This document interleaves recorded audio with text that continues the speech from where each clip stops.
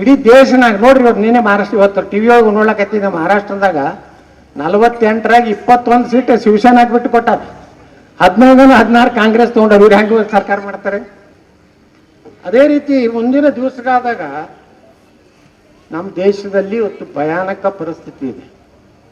ನಾವೇನರೇ ಮರ್ತು ಮನ್ಯಾಗ ಕೂತು ಯಾವ ಬಂದ್ರೆ ಏನು ಮಾಡ್ತಾನ, ಯಾವ MLA ಆದ್ರೇನು, ಯಾವ MP ಆದ್ರೇನು, ನಮ್ಮ ಮನೆ ಕಸ ನಾವು ಹುಡುಕಬೇಕಲ್ಲ, ನಮ್ಮ ಮನೆಯಿಂದ ಬಾಂಡಿ ಅಂದ್ರೆ ನಾವು ತಿಕ್ಲಕ್ ಬರ್ಬೇಕಾ?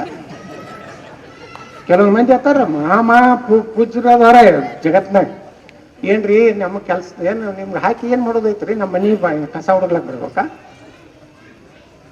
ನೀವು ನಾನು ಆರಿಸ್ತಂದ್ರಿ ಇಲ್ಲಿ 2018ರಾಗ ಏನು ಬೇಕಾದ ಯಾರು ಏನು ಮಾಡಿದ್ರು ಆರಿಸ್ತಂದ್ರಿ. ಎದಕ್ಕೆ ತಂದ್ರಿ?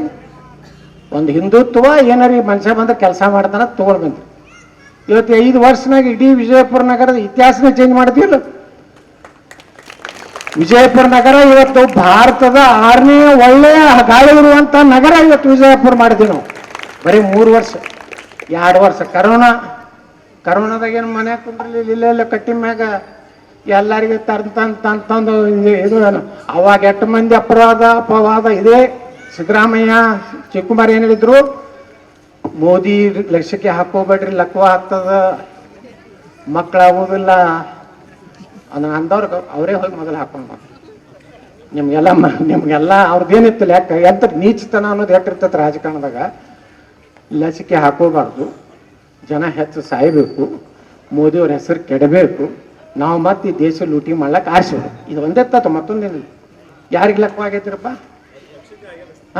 ಆ ಪಕ್ಷಕ್ಕೆ ಆಗೈತದ ಲಕ್ವ. ನೋಡ್ರಿ, ಈಗ ನಾನೇ ಹಾಕೊಂಡು ನನಗೆ ಹಿಂಗೆ ಆಯ್ತು. ನಾನು DC ಅವರು ZPC ಅವರು ಡಿಸ್ಟ್ರಿಕ್ಟ್ ಸರ್ಜನ SP ಅವ್ರು ಕೂಡಿ ಒಂದು ಮೀಟಿಂಗ್ ಮಾಡಿದ್ವಿ.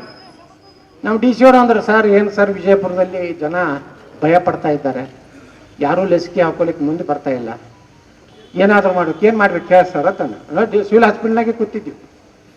ಇಲ್ಲ ಸರ್, ಮೊದಲು ನೀವು ಚುಚ್ಕೊಂಡ್ರೆ ಏನಾದರೂ ಪ್ರೇರಣೆ ಆಗ್ಬೋದು ಅಂದ್ರೆ, ಇವ್ರು ನನಗೆ ಹಾಕ್ಯಾರಲ್ಪ ಕಾಪ ಅಂತ. ಆಯ್ತು ನಾನು ಅಂಗಿ ತೆಗೆದು ಪನಿಯನ ಮ್ಯಾಗ ಕೂತು ಚುಚ್ಕೊಂಡೆ. ಅದನ್ನು ಯಾವಾಗ ಫೋಟೋ ತಗೊಂಡ್ರೆ ಗೊತ್ತಿಲ್ಲ. ಇಡೀ ವಿಜಯಪುರ ತುಂಬ ಎಲ್ಲ ನಂದೆ. ನಾನು ಲಸಿಕೆ ಹಾಕಿಕೊಂಡಿದ್ದೇನೆ, ನೀವು ಹಾಕೊಳ್ಳಿ. ಮೊದಲು ಒಂದು ಲಸಿಕೆ 10 ಮಂದಿಗೆ 1 ತಾಸಿನಾಗ ಮಾಡ್ಬೇಕು. 1 ತಾಸನೇ 2 ತಾಸು ಇರ್ತದ ಲಿಮಿಟ್. ಅಟ್ರಾಗ ಮಾಡಲಿಲ್ಲ ಅಂದ್ರೆ ಅದು ಇದನ್ನು ಬಾದ್ ಆಗ್ತಿತ್ತು. ಎಷ್ಟೋ ಲಸಿಕೆ ಹಂಗೆ ಬಾದಾಗಿತ್ತು. ನಾ ಚುಚ್ಕೊಂಡ ಮ್ಯಾಗ ಮೊದಲು ವಜ್ರ ಹನುಮಾನ್ ನಗರ್ನಾಗ SP ಅವರು DC ಅವರು CO ನಾವು ಕೂಡೊಂದು ಸಭೆ ಮಾಡಿದ್ವಿ ಜಿಗಿನ ಸಾಹೇಬ. ಅಲ್ಲಿ ಹಿಂದಿನ ವಾರ ಮಾಡಿದ್ರು ಒಂದು 70-60 ಆಗಿದ್ದು. ನಾವು ಮೊದಲೇ ಇದ್ರಾಗ 850 ಅದು ಮತ್ತೆ ಹೋಗಿ ತರಬೇಕಾಯ್ತು ಕೋಲ್ಡ್ ಸ್ಟೋರೇಜ್. ನಾನು ಇದು ಯಾರು ನರೇಂದ್ರ ಮೋದಿ ಅವ್ರು ಮಾಡಿದ್ರಲ್ಲ. ನಮ್ಮ ದೇಶನಾಗ ಮೊದಲ ಒಂದು ಯಾವುದೇ ಸಿಡುಬು ರೋಗ, ಕಾಲರಾ, ಮೈಲಿ ಬೇನೆ ಬಂದ್ರೆ 8 ದಿವಸದ ಮ್ಯಾಗ ಭಾರತಕ್ಕೆ ಬರ್ತಿತ್ತು. 10-15 ವರ್ಷ ನಂತರ ಭಾರತದಲ್ಲಿ ನಾವು ಲಸಿಕೆ ಕಾಣ್ತಿದ್ದೀವಿ. ಆದ್ರೆ ಜಗತ್ತಿನ ಜರ್ಮನ್, ಅಮೇರಿಕಾ, ಲಂಡನ್ ಜೊತೆಗೆ ಇಡೀ ಜಗತ್ತಿಗೆ ಇವತ್ತು ಯಾರಾದ್ರೂ ಲಸಿಕೆ ಹಂಚಿದ್ರೆ ಅದು ನರೇಂದ್ರ ಮೋದಿ ಅವರನ್ನಂತ ಮಾತನ್ನು ನಾವು ಎಲ್ಲರೂ ನೆನಪಿಡ್ಕೋಬೇಕು. ಎಷ್ಟು ಟೀಕೆ ಮಾಡಿದ್ರು. ನರೇಂದ್ರ ಮೋದಿ ಅವರು ಚುಚ್ಕೊಂಡ್ರು, ಒಬಾಮಾ ಅವರು ಚುಚ್ಕೊಂಡ್ರು, ನಾವು ಚುಚ್ಕೊಂಡ ಮ್ಯಾಗ ಮಂದಿ ಚುಚ್ಕೊಳಕತ್ತ. ಯಾಕಂದ್ರೆ ಅದೊಂದು ಅಪವಾದ. ಲಸಿಕೆ ದೊಡ್ಡ ಅನಾಹುತ. ಎಷ್ಟು ಮಂದಿ ನೋಡ್ರಿ, ನಾವಂತರೂ ಈ ಹೊರಗಂತೂ ಬರೋದಾಗಲಿಲ್ಲ. ಯಾರ್ಯಾರು ತೀರ್ಕೊಂಡ್ರು, ಯಾರು ಉಳಿದ್ರು, ಯಾರಿಲ್ಲೋ ಮುಂದದು.